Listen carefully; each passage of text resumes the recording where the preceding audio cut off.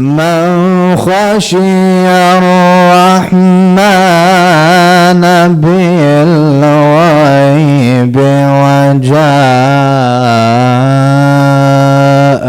بقلب منيب ادخلوها بسلام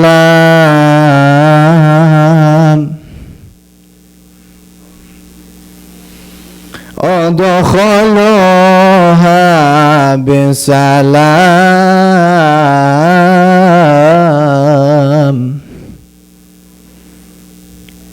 ذلك يوم الخلود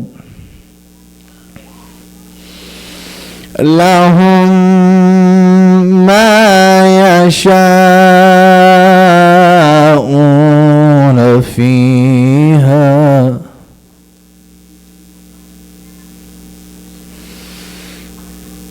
لهم ما يشاءون فيها ولدينا مزيد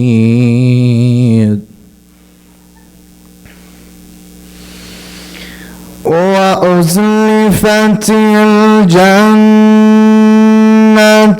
للمتقين غير بعيد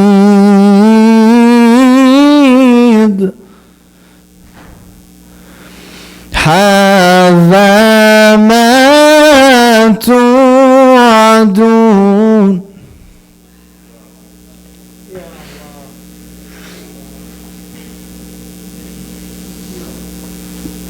وأزلفت الجنة للمتقين غير بعيد هذا ما توعدون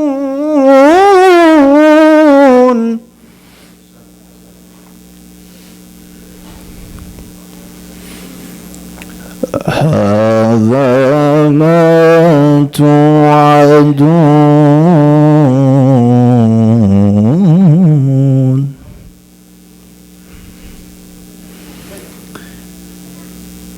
هذا ما توعدون لكل أواب حفيظ صدق الله العلي العظيم. الفاتحة. تسبيح والصلاة على محمد وآل محمد.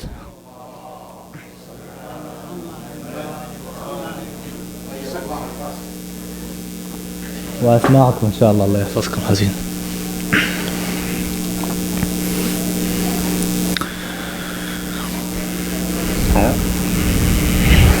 يا الله.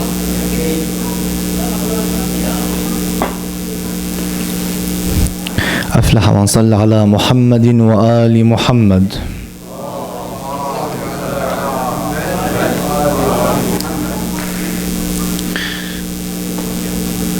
أعوذ بالله من الشيطان الرجيم. بسم الله الرحمن الرحيم. والحمد لله رب العالمين، وصلى الله على محمد وآله الطيبين الطاهرين. نحمد الله سبحانه وتعالى المتفرد بالقدم والدوام، المتنزه عن مشابهة الأجسام، المتفضل بسوابغ الأنعام. أحمده سبحانه وتعالى على ما فضلنا به من الإكرام، وأشكره على جميع الأقسام. وصلى الله تعالى على المبعوث إلى الخاص وإلى العام، وعلى عترته الأماجد الكرام. Respected elders, scholars, brothers, sisters, peace and blessings upon you all, and may Allah's mercy be upon the followers of Ahlul Bayt and the lovers of Ahlul Bayt salawatullahi alayhim. Yesterday we discussed and we extended upon the topic of creationism, in which we introduced 2 days ago, and we highlighted some of the key points 2 days ago and the philosophy behind creationism.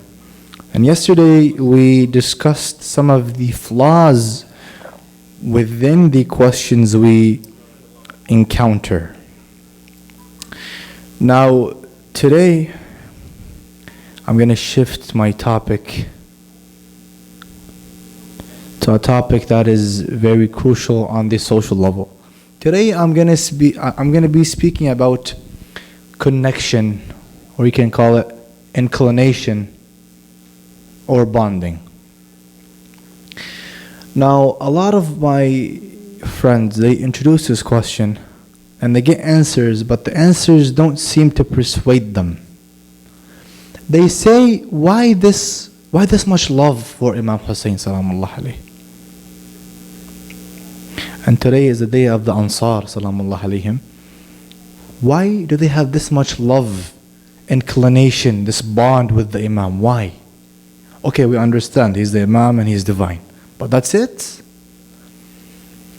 Now I'm going to give you an example and you can base everything upon this. If you were to get a magnet and you were to get another one and put a small piece of paper in the middle of these two magnets, what's going to happen?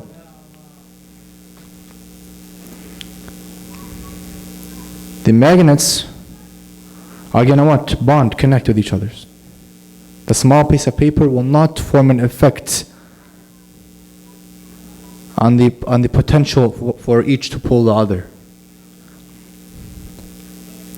People ask why. It's because both of these magnets operate on the property of magnetism.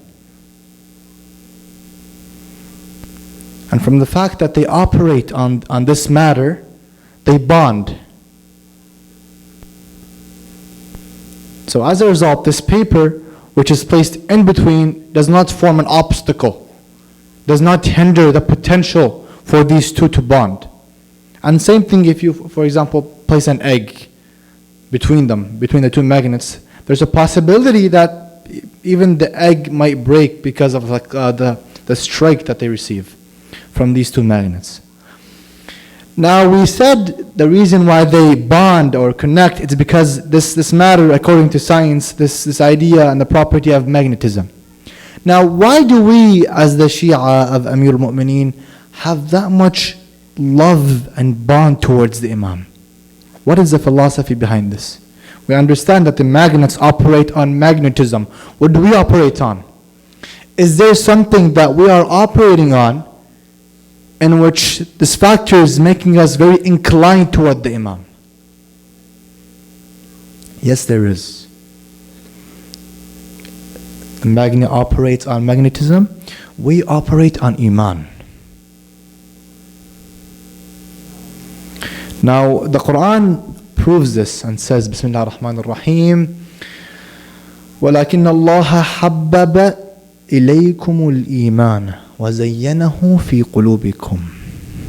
God made Iman something lovable. Faith. Iman is faith and belief. The devout belief.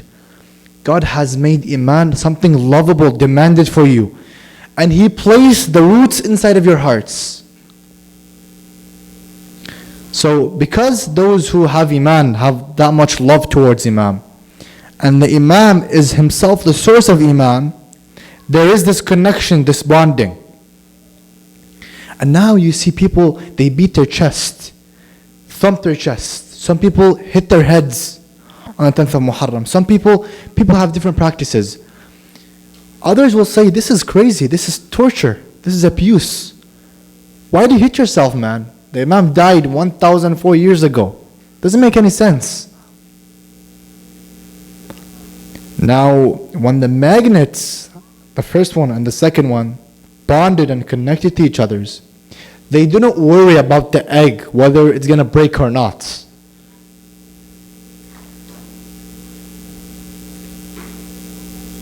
And these are scientific laws, you know. They do not worry about the egg, whether the egg is going to break, or even if the paper itself that is stuck in between, if it had a sense, it's going to get hurt, but papers don't have senses. So the magnets the magnet bonding through this process, if there's anything in between, if it can break it, it will. If it can crush it, move it, it does not worry about the things between it and the other magnet. Same thing with us humans. When there's a person we love so much and he faces death, he dies or something happens, we don't worry about many things because this person is very valuable towards us or to us or in our hearts. He's very valuable. That being said, we don't worry about what we do. We worry about expressing our emotions to a level where, I feel, yes, this is the level where I can express my pain, my sense of tragedy, so on and so forth. So that's why this is an answer to the people that say, why do we hit or beat our chests? What is the philosophy behind it? A lot of human rights activists I know, they say this is people who thump their chest and beat their chest, they don't understand life. They're harming themselves. I tell them that, my friend, you know what? To be honest, I think between me and myself, if my father dies, what am I going to do? At least I'm going to hit my head on the wall maybe, or on an edge to express my pain. I think so. What about the Imam? So this matter, we can come to a conclusion that sometimes when the scientific laws don't care about harming something in order for them to practice or to take the action under effect, just like the two magnets, they didn't care about the egg breaking, then do you expect emotion, which is the source of feelings, to care about harming yourself once exposed to tragedy? This is a connection you guys can make. Now that's one thing. Another thing which is another factor why we feel this connection. If you guys have studied Newton's law of universal gravitation. Newton's law of universal gravitation states that basically anything that contains matter attracts anything that surrounds it that also contains matter. So right now, brothers and sisters, we sitting in this room, we are all attracted towards each other.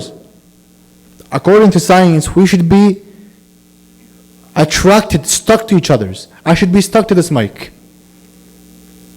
But the reason why we don't feel this attraction, or this attraction is not of that effect, it's because there is even something of greater mass and greater gravitational potential that is pulling on both of us, which is Earth. So according to this law, Earth is pulling on us right now. But vice versa, we are also pulling on Earth. Just like Earth is pulling on us right now, we are pulling on Earth.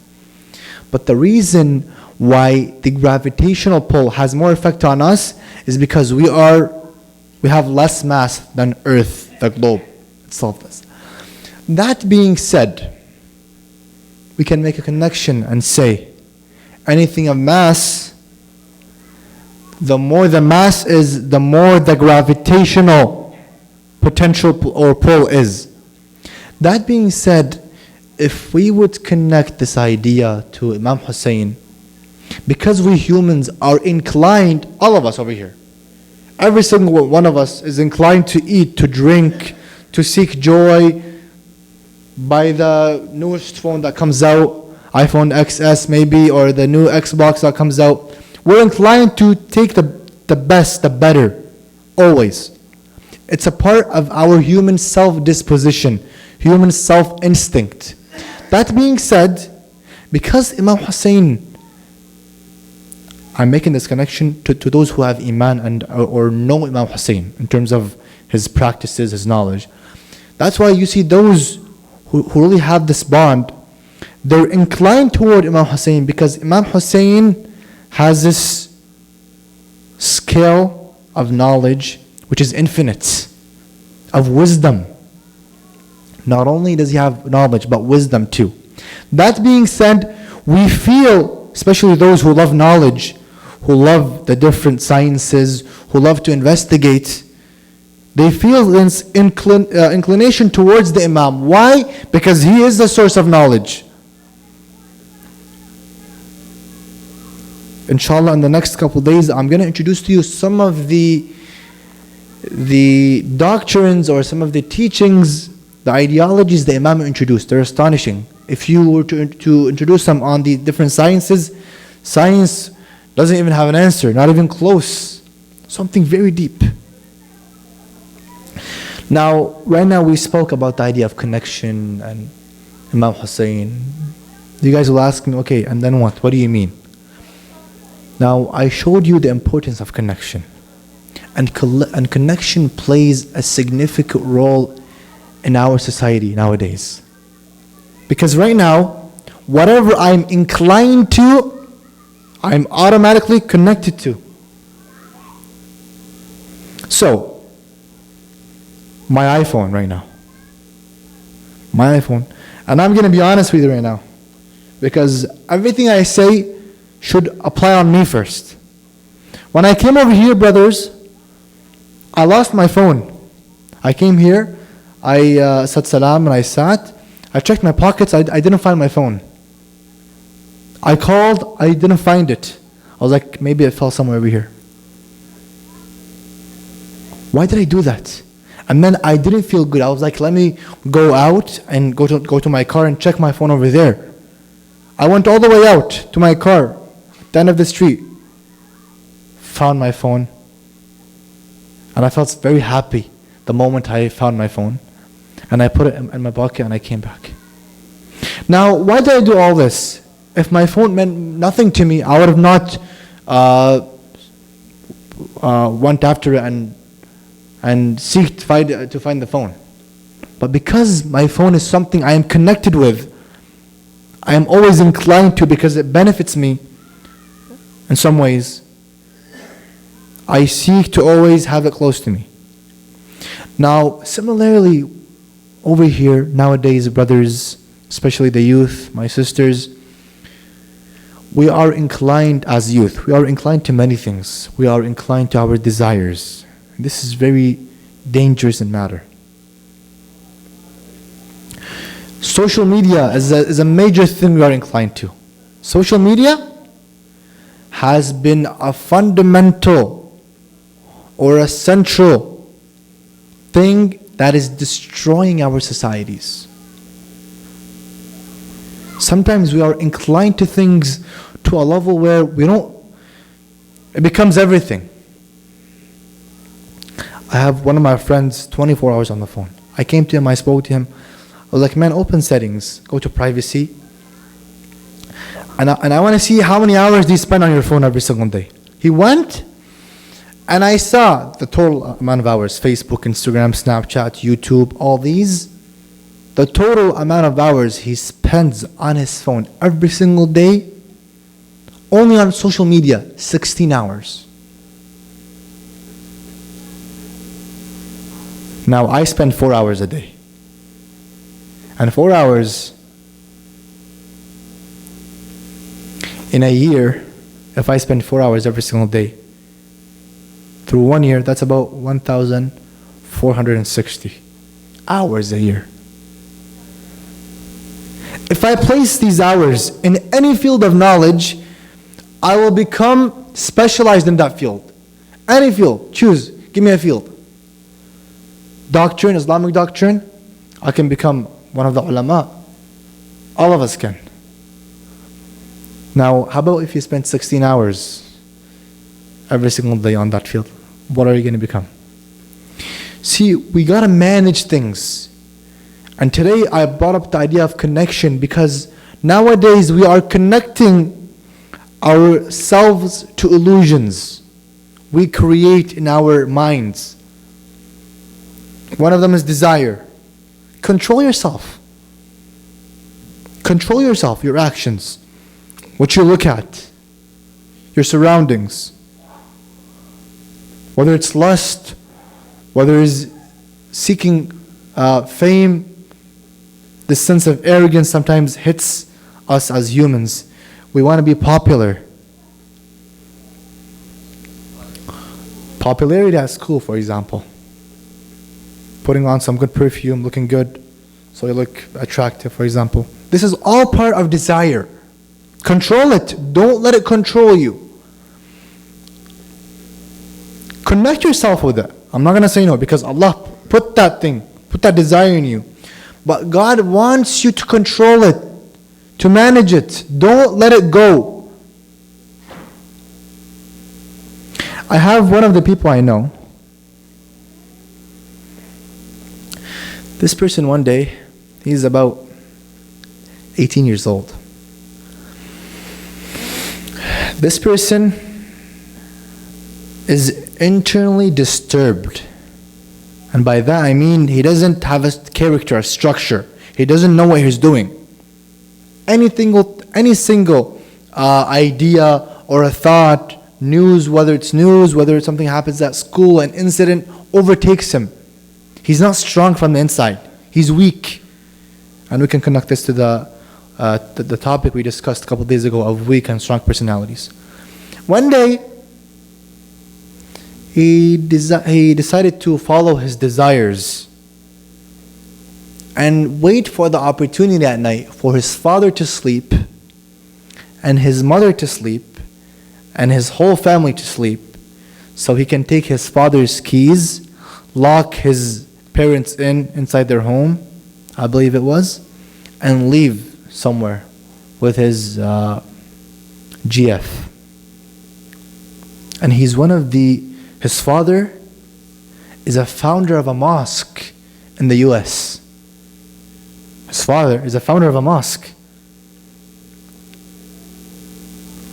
And the people that attend are about 900. I've been there. Mostly youth. Now, this person, he went out at night. I'm not sure how he managed to lock his parents inside the house. He planned it all out. He took the keys, he came next to his father was sleeping, he took the keys and he left the house. And he went out, he had fun all night. About 5 o'clock, 6 o'clock a.m. he came back home. 9 o'clock in the morning, the father wakes up. He sees cops knocking the door. And they entered and they took his son, took him to jail because he managed to do something illawful, something not accepted by the divine teaching of Allah subhanahu wa ta'ala. Now people like this, they resulted in the destruction of the whole family. Why? Because first of all, he is the oldest son in the family, and thus he's a role model to the family. And he set an example that is very, I'm not sure what to say, disgusting I would say, honestly. Number one. Number two, his father cannot walk happy and say, oh, look at my son. He's a source that I can be proud of. No. The father had to walk looking down, feeling this shame within him. That's why I play emphasis on the topic that whatever you connect yourself to, because right now we're connected to everything. I am connected to my personality. Trust me, the way I walk means something. The way I walk is connected to me and to how I believe I am, or my values, and how much respect I show you guys. The way I dress means something. The way I treat you guys when I speak, same thing with all of us as humans. That's why all of us, every single one of us, must know what to connect themselves to. Don't spend 50 hours on Instagram and Snapchat with your friends. It's not worth it. Manage your time. Connect yourself properly.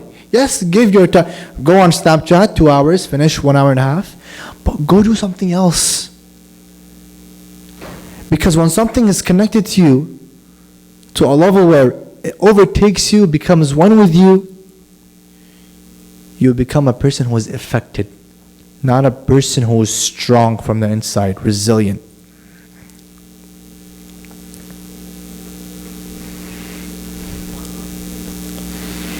I have somebody I know since a long time, since we were kids. He started out as a very devout person. Iman, he has so much Iman. This person over time, because the society in the US is more corrupt than ever. The schools, plus all these gun laws and stuff like that. So the society over there is disturbed. So he went to school. I've been noticing some changes in his life. He became a person that doesn't care about his prayer. When it's salat time, he doesn't care. He just skips it. When his mother calls him, "Give me 5 minutes, Mom," and the 5 minutes becomes an hour. I think a lot of us can relate over here. All of these were factors that made me think there's something wrong. Let me go investigate. I went to investigate, and I saw that this individual is not only in an unlawful relationship, but this individual has practiced many sins in his life. I don't want to mention them right now, but many sins that you guys may know. I was shocked because this person is a very devout individual. He practices, prays, his family are known in that society. The reputation is very great. Over time, I managed to isolate him from that society because he was one of my closest friends. I managed to isolate him from that society. When I isolated him from that society, I asked him a question. I was like, "Brother Muhammad, why did you do that? Why were you disturbed and easily taken when you have Allah who is by you?" He was like, "Let me be honest with you. I didn't control myself properly." I was like, "How?" He was like, the connection I had with that person overtook me. With that female, overtook me. I was like, "How?" He was like, "I wasn't strong enough to be led by my intellect instead of my emotions." I was like, "Did you help? Were you a hand in leading the destruction of yourself?" He was, yes. He was like, "Yes, I was. I didn't control myself properly, and I didn't follow the essences and the teachings of who I follow really." I was like, "If there's one thing you can do." I sat with him for like 2 hours. I took him to Tim Hortons. I started to talk to him. And then, alhamdulillah, I managed to isolate him and help him out. I was like, "If there's one thing you can do right now, what is it?" He was like, "I learned not to connect myself to materialism, to things in life right now." I was like, "Give me an example." He was like, "One of the things I really loved and I was addicted to 24 hours, he was like Snapchat. I used to go on his Snapchat and I think I would say about 500, 600 messages. Every 2 minutes, his phone would receive a notification and different names. I was like, "Brother, all these people, have they benefited you in a way? Did that person build a castle for you? Did that person give you a car? What did they do to you? You are wasting your time in life. Don't be over-connected to things that don't make any sense in your life." Now, that being said, I don't want to make this topic longer. All of us, every single one of us, if we manage to connect ourselves to things that benefit us, especially our spirituality, especially our faith, we become people who are successful. Now, what are two things that we can connect ourselves to? I would say number one, we have the Holy Book. Now, unfortunately, and it's very painful, and I wish I have more time, the Quran is not really as we see it. We see the Quran as a normal book. A lot of us treat the Quran as something, just read it and it's a word of God. We don't know how much it's very deep in meaning. Last time I was investigating in the Quran, does the Quran prove the formation of the solar system and the rotation? And I found an ayah in the Quran that proves that. Bismillah ar-Rahman ar-Rahim. La shamsu yanbaghi laha an tudrika al-qamar wa la al-laylu sabiqu an-nahara kullun fi falakin yasbahun. This ayah proves the idea of the rotation of the moon and the sun around each other, or the rotation of the earth and the moon on their axis.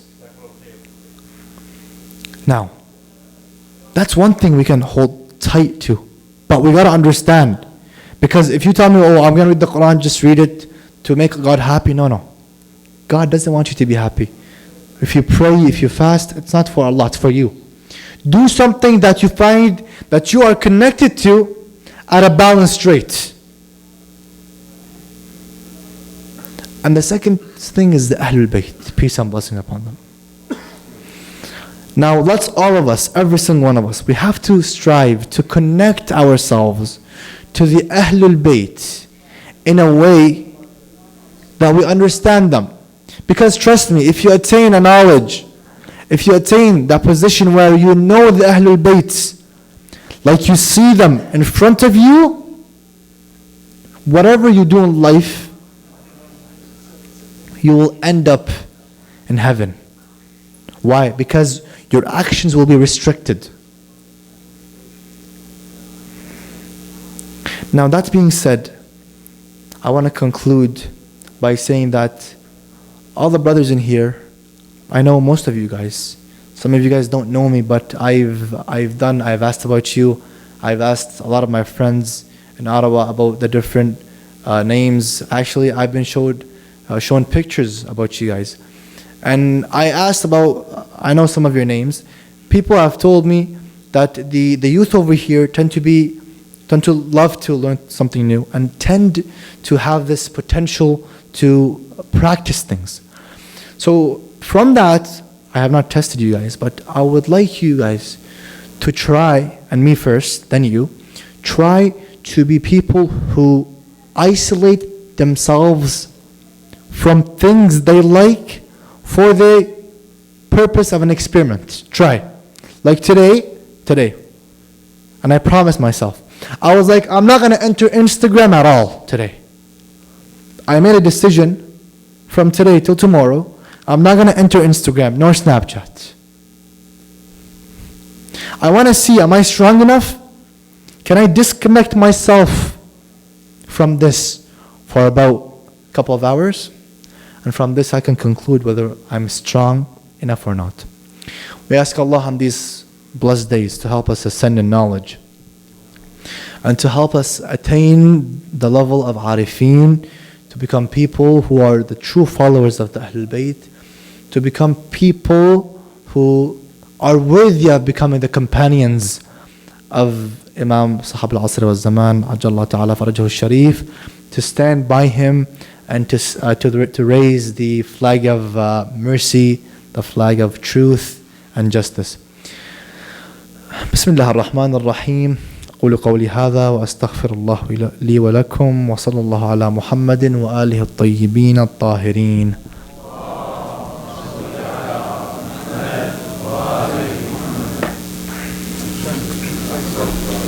صلى الله عليه وسلم.